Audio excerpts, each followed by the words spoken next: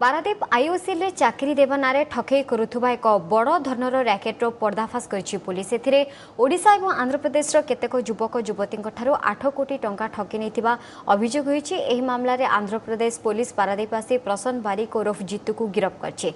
जीतू को पचरा उचरा बेले रंगियागढ़ अंचल मुकेश सामल नामक आउ जणे एही रैकेट रे संपृक्त थिबा जणा पड़िथिला। पुलिस ए दुई जण को गिरफ्त करछि। सेपटे या पछरे मंत्री दामोदर राउत एवं तांको पुओंको हाथ थिबा कांग्रेस नेता बापी सरखेल अभियोग करिसेंती।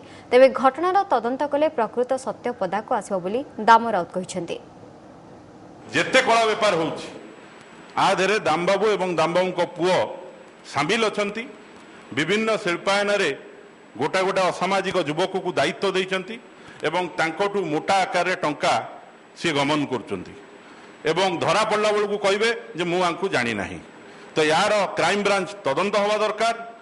जो अभियोग उठी मो नाटा आसूची मुझे किसी सफेई देवी ताले तदंत बाधा प्राप्त हम। मु चाहूँगी जेकोसी तदंतकारी संस्था तार अनुसंधान करूँ दोषी की बाहर करूँ दंड देव मो दोषी मत भी दंड मिले।